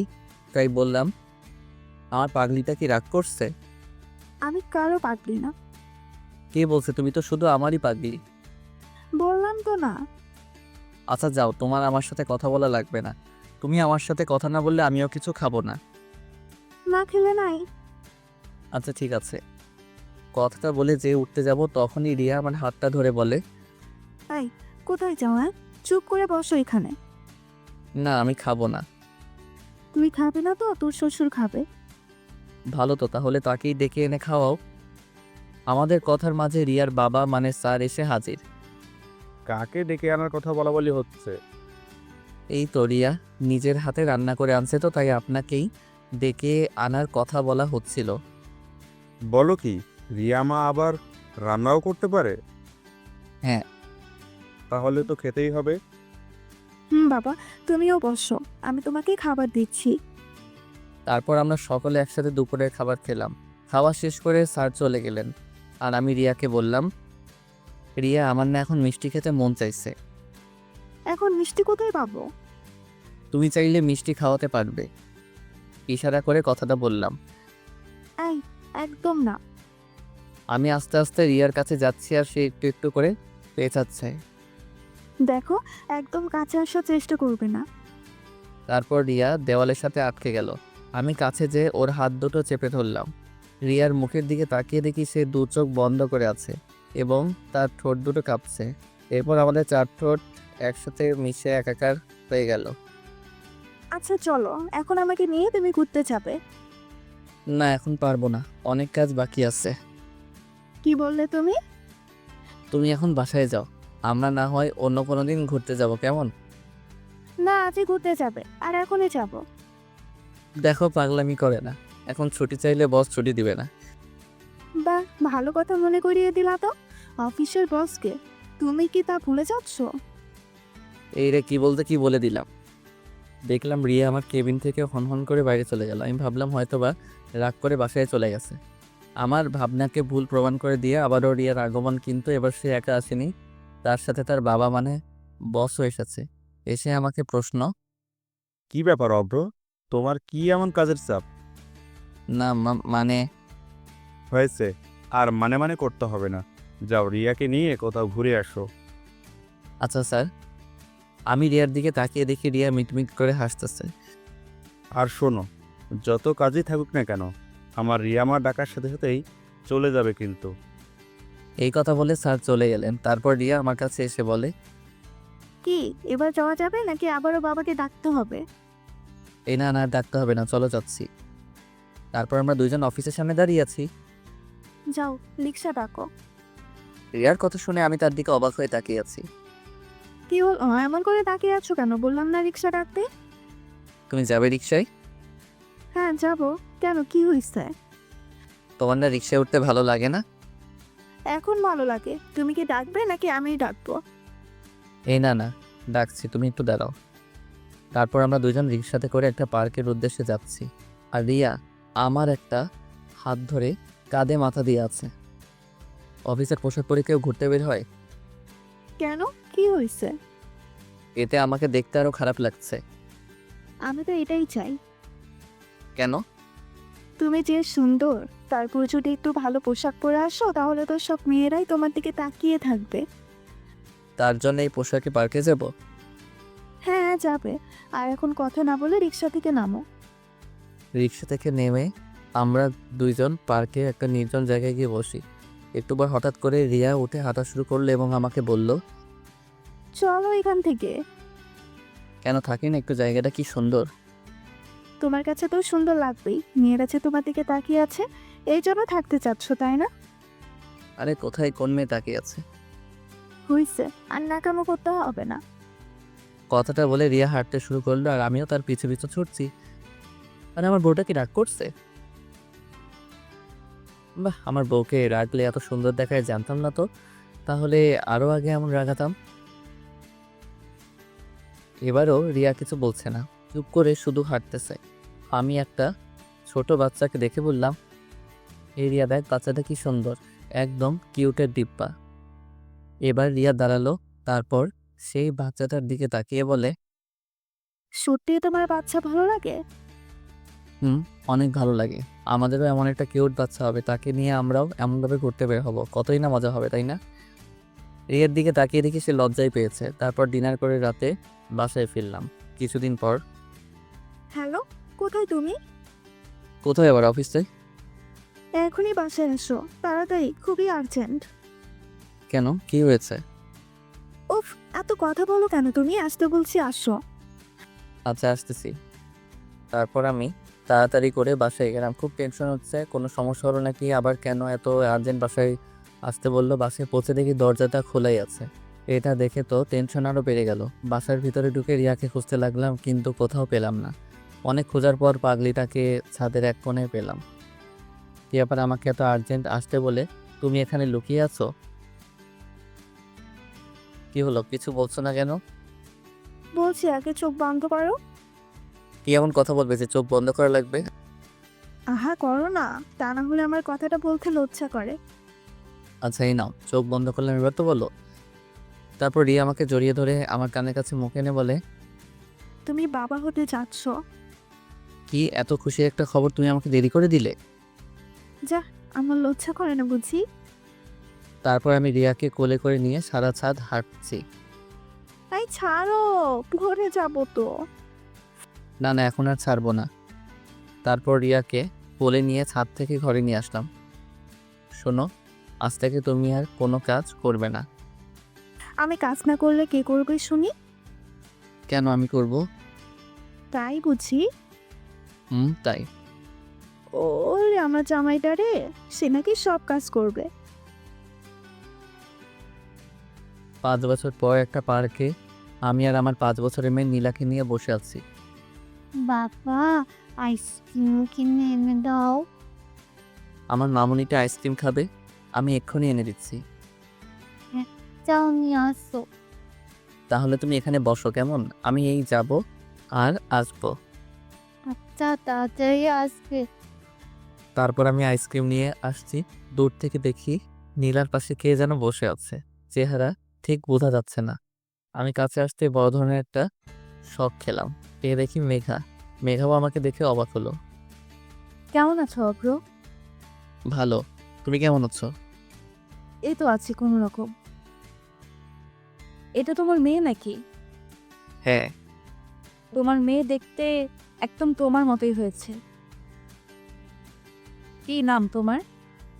আমার নাম নীলা। তুমি দেখতে যেমন সুন্দর তোমার নামটাও সুন্দর। বাবা আইসক্রিম দাও। এই নাও মামুনি। রিয়াকে কোথাও দেখছি না যে। রিয়ার কথা শুনে মনটা খারাপ হয়ে গেল, তাই আমি চুপ করে আছি। কি হলো, চুপ করে আছো যে? রিয়া আর নেই। নেই মানে কি বলছো তুমি? হ্যাঁ, সে আমাকে ছেড়ে অনেক দূরে চলে গেছে, যেখানে গেলে কেউ আর শত ডাকার পরেও ফিরে আসে না। কি বলো এসব? রিয়া মারা গেছে? হ্যাঁ, নীলাকে জন্ম দিয়েই সে আমাকে ছেড়ে চলে গেছে। কথাগুলো বলার সময় বুঝতে পারলাম আমার চোখ দিয়ে পানি পড়ছে। মেঘার দিকে তাকিয়ে দেখি তার চোখেও পানি। তারপরে আমি চোখের পানি মুছে মেঘাকে বলি, তাহলে এবার বলো তোমার খবর কি, বিয়ে করছো? জীবনে একজনকেই ভালোবেসেছিলাম, আর সে হলো তুমি। তোমাকে ছাড়া আর কাউকে ভালোবাসতে পারি নাই বলে আজও আমি বিয়ে করিনি। আমাদের কথার মাঝে নীলার নানা মানে আমার স্যার চলে এলো। আরে মেঘা, কেমন আছো? জি স্যার, ভালো আছি। তাহলে মেঘা, একদিন আসো আমাদের বাসায়। আন্টি প্লিজ আসবেন। তুমি যখন বলছো তাহলে তো আসবোই। নীলাকে কোলে নিয়ে কথাটা বলল। তারপর আমরা মেঘাকে বিদায় দিয়ে বাসায় চলে আসলাম। এখন আর স্যারকে অফিসে যেতে দেই না, কারণ রিয়া মারা যাওয়ার আগে বলে গেছিল আমি যেন তার বাবাকে নিজের বাবা মনে করি, আর অফিসের সব দায়িত্ব আমি নেই। একদিন বাসায় বসে অফিসের কিছু কাজ করছি, এমন সময় দেখি মেঘা এসেছে। ভেতরে আসতে পারি? আরে তোমার ভেতরে আসতে আমার বলা লাগে নাকি, চলে এসো। তারপর মেঘা ভেতরে এসে আমার সামনে বসলো, আর আমি আমার মতো কাজে ব্যস্ত। এটা দেখে মেঘা বলে, নীলা কোথায়? উপরে, মনে হয় তার নানার সাথে আছে। তারপর মেঘা উপরে চলে গেল। আমি কি নানা নাতির খেলার মাঝে আসতে পারি? আরে মেঘা, কখন এলে? এই তো কিছুক্ষণ আগে। আন্টি তুমি আসো আমাদের সাথে খেলবে। মেঘার হাত ধরে টানতে টানতে ভেতরে নিয়ে গেল। হ্যাঁ চলো। আচ্ছা নানা ভাই, তুমি এখন একটু বাবার কাছে যাও, তোমার নীলা আন্টির সাথে আমার একটু কথা আছে। আচ্ছা তাহলে তোমরা কথা বলো। মেঘা মা, তোমার সাথে আমার কিছু কথা ছিল, যা আমি এখনো অব্রকে বলি নাই। জি স্যার বলুন। জানো মা, রিয়া যেদিন জানতে পারে সে মা হতে চলেছে, সেদিন জীবনের সবচেয়ে বেশি খুশি হতে আমি তাকে দেখেছি। অব্রকে কিছুদিন কাজের জন্য বাইরে যেতে হয়েছে, তাই রিয়াকে আমার বাসায় রেখে আসে। এটুকু বলে থেমে যায়, তারপর আবার বলতে শুরু করে, একদিন সিঁড়ি দিয়ে নামার সময় হঠাৎ পা পিছলে পড়ে যায়। তারপর তাকে হাসপাতালে নিয়ে আসলাম। ব্যথার যন্ত্রণায় ছটফট করতে থাকে। আমার মেয়েটা। ডাক্তারও সব কিছু টেস্ট করে বলে দেখুন, রোগীর অবস্থা খুবই খারাপ। এখনই তাকে অপারেশন করাতে হবে। আপনি এখানে একটা সই করে দিন। তারপর আমি কাগজটায় সই করে দিলাম, কিন্তু ব্যথায় যন্ত্রণায় ছটফট করতে থেকে রিয়া বলে, বাবা, আমার একটা কথা রাখবে? কি কথা মা, বল। তোর সব কথাই আমি রাখবো। যদি আমি অপারেশন থিয়েটারে মারা যাই, তাহলে শুভ্রকে তুমি আবার মেঘার সাথে বিয়ে দিও। মেঘা শুভ্রকে খুব ভালোবাসে। না মা, তুই চুপ কর, দেখিস তোর কিছুই হবে না। না বাবা, তুমি কথা দাও শুভ্রকে তুমি মেঘার সাথে বিয়ে দিবে। বাবা দেখো, আমার এমনই কপাল, আফ্রোকেও শেষবারের মতো একটিবার চোখে দেখাও দেখতে পারলাম না। না মা, তুই অভ্রকে দেখবি। আমি ওকে ফোন দিচ্ছি, ও আসছে বলেছে। এরপর রিয়াকে অপারেশন থিয়েটারে নিয়ে যাওয়া হয়। এর মধ্যে অভ্র চলে আসে। এসেই আমার রিয়ার এখন কি অবস্থা? ডাক্তার ওকে অপারেশন করতে নিয়ে গেছে, তুমি কোনো টেনশন করো না। কিছুক্ষণ পর অপারেশন থিয়েটার থেকে ডাক্তারকে বেরিয়ে এসে দেখে অভ্র ছুটে যায় তার কাছে। ডাক্তার, আমার রিয়া কেমন আছো? ভালো আছে তো? আপনার মেয়ে সন্তান হয়েছে, কিন্তু আমরা অনেক চেষ্টা করেছি, তারপরেও আপনার স্ত্রীকে বাঁচাতে পারিনি। ডাক্তারের মুখে এই কথা শুনে অভ্র নিচে বসে পড়ে, আর আমার যে পুরো পৃথিবীটা উল্টে যায়। আমিও অভ্রকে ধরে নিয়ে রিয়ার লাশের পাশে নিয়ে গেলাম। আমার থেকে বেশি কেঁদেছিল ও। তারপর রিয়ার দাফনের কাজ সম্পূর্ণ করা হলো। কি বলবো মা, অভ্রকে আমি ওদিন সবচেয়ে বেশি দুর্বল হতে দেখেছি। আমার থেকে বেশি দুর্বল হয়ে পড়েছিল সে। এখন তুমি বলো মা, তুমি কি আমার রিয়ার শেষ ইচ্ছাটা পূরণ করবে? হ্যাঁ, আমি করব। আমার যে ওর ইচ্ছা পূরণ করতেই হবে। এভাবে মেঘা প্রতিদিন অব্রের বাসায় আসে, আর এই কয়েকদিনে নীলার সাথে তার খুব ভালো সম্পর্ক হয়ে যায়। আচ্ছা নীলা, আমি যদি তোমার মা হই তাহলে কেমন হয়? সত্যি তুমি আমার মা হবে? কি মজা, কি মজা! তাহলে তোমাকে আমি মামুনি বলে ডাকবো। হ্যাঁ, ডাকো। মামুনি। এই কথা বলে মেঘাকে জড়িয়ে ধরে। মেঘাও তেমনি নীলাকে জড়িয়ে ধরে। নীলা? ও ঘুমিয়ে গেছে। ও কিছু না খেয়ে ঘুমিয়ে গেল? না, আমি ওকে খাইয়ে দিয়ে ঘুম পাড়িয়ে দিয়েছি। কি বলো, নীলা খেলো? ও তো আমাকে ছাড়া খায় না। যাই হোক, চলো তোমায় বাসায় দিয়ে আসি। হুম। তারপর মেঘাকে তার বাসায় দিয়ে আসলাম। কিছুদিন হলো মেঘা আর আমাদের বাসায় আসছে না। এর ভিতর নীলার কান্নার আওয়াজ শুনতে পেলাম। কি ব্যাপার, আমার পরিটা কান্না করছে কেন? দেখো না বাবা, মামুনি কয়েকদিন ধরে ফোন ধরছে না। কে তোমার মামুনি? আমি আমার মেঘার মামুনির কথা বলছি। সে তোমার মামুনি হয় না। চলো নাস্তা করবে। সকালে কিছু খাওনি তোমরা? না, সে আমার মামুনি হয়। আর তুমি আমার মামুনিকে আমার কাছে এনে দাও, নাহলে আমি কিচ্ছু খাবো না। এই কথা বলে কান্না করতে করতে রুমে চলে গেল। আমি পড়ে গেলাম মহা বিপদে। এখন আমি কি করব কিছু বুঝতে পারছি না। এসব ভাবতে ভাবতে অফিসে চলে গেলাম। রাতে বাসায় এসে শুনি নীলা এখনো কিছু খায় নাই। নীলা, মা চলো কিছু খেয়ে নিবে। আরে তুমি মামুনিকে এনে দাও। বলছি না তুমি চলো খেতে? একদম বাচ্চাদের মতো করবে না। না না, আমি কিচ্ছু খাবো না। নীলাকে একটা চড় মারলাম। এ কি করলে অভ্র? মা মরা মেয়েটার গায়ে তুমি হাত তুললে? না, এ আমি কি করলাম? রাগের মাথায় আমি নীলাকে মারলাম। নীলা কান্না করতেছে। কি ভুল বলছে ও? জন্ম থেকে কোনোদিন মায়ের আদর পায়নি সে, আর মেঘাদাকে মায়ের আদর দিয়েছে, আর তুমি কি না? C C. এই কথা বলে নীলাকে নিয়ে ঘরে চলে গেল। আর আমি এখন কি করব? আমার কি করা উচিত? না, নীলার জন্য হলেও মেঘাকে আনতে হবে। তারপর আমি মেঘার বাসায় গেলাম। কলিং বেল বাজতে মেঘা এসে দরজা খুললো। আরে তুমি এখানে এত রাতে আমার বাসায়? তুমি এ কয়দিন আমার বাসায় যাওনি কেন? বাবা আমার বিয়ে ঠিক করেছে, তাই আর বাসা থেকে বের হই না। মিথ্যে কথা বলছে, কারণ নীলা তাকে আগেই সব বলে দিয়েছে। অপরের যাওয়ার কথা, এটা তাদের দুজনের প্ল্যান করা।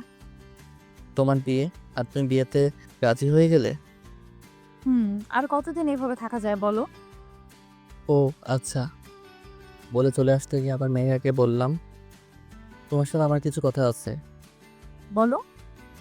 তুমি না এই বিয়েটা করো না? কেন করব না? কখনো ভাবিনি এই কথাগুলো আবারও কাউকে বলতে হবে, তারপরও আজ বলতে হচ্ছে। নীলা চাই তার জন্য আমি মা নিয়ে আসি, কিন্তু সে মা হিসেবে তোমাকে চেয়েছে, তাই হবে কি তুমি আমার নীলার মা? হবে কি তুমি আমার বাকি জীবন পথ চলার সাথী? হবে কি তুমি আমার? পুরো কথা বলতে না দিয়ে মেঘা কান্না করতে করতে আমাকে জড়িয়ে ধরে। হ্যাঁ, আমি হতে চাই তোমাদের দুজনের সুখ দুঃখের সাথী। তারপর পেছন থেকে জোরে হাততালির আওয়াজ শুনতে পাই। পেছন ফিরে দেখি নীলা আর সান মানে মেঘার বাবা দাঁড়িয়ে আছে। মেঘা লজ্জা পেয়ে আমাকে ছেড়ে দিল, আর নীলা দৌড়ে আমাদের দিকে আসছে, এসে আমাদের দুজনকে জড়িয়ে ধরলো। তাহলে বিয়ের কাজটা আজকেই সেরে নেওয়া যাক। তারপর কাজী অফিসে গিয়ে আমার আর মেঘার বিয়ে হলো। বাসরে ঢুকে দেখি মেঘা ঘুমটা দিয়ে বসে আছে। আমি তার পাশে গিয়ে বসলাম। একটু পর দরজায় শব্দ হলো, তাই আমি গিয়ে দরজাটা খুলে দিলাম। দরজা খুলতে নীলা দৌড় দিয়ে রুমে প্রবেশ করলো। এসেই মামনি, আমিও তোমার সাথে ঘুমাবো। হ্যাঁ মা, তুমি আজ আমাদের সাথেই ঘুমাবে। বাবা, তুমি এ পাশে ঘুমাও, আর মামনি তুমি এ পাশে ঘুমাও। আমি তোমাদের মাঝখানে ঘুমাবো। ওকে আমার প্রিন্সেস। তারপর আমার আর মেঘার মাঝে শুয়ে পড়ে নিলে। এইভাবে খুব ভালোভাবে চলছে আমাদের সংসার। ভালো থাকবেন আপনারা, আর আমার জন্য দোয়া করিয়েন। দেখা হবে খুব তাড়াতাড়ি নতুন কোনো গল্পে। পুরো গল্পে পাশে থাকার জন্য ধন্যবাদ। তো কেমন হয়েছে জানাবেন। ভুল হলে ক্ষমার দৃষ্টিতে দেখবেন। হয়তো আপনাদের মনের মতো করে লিখতে পারি নাই, তারপরও লাইক এবং কমেন্ট দিয়ে জানাবেন কেমন হয়েছে। ধন্যবাদ সবাইকে পাশে থেকে উৎসাহিত করবেন। পরবর্তী গল্পের জন্য অপেক্ষা করুন।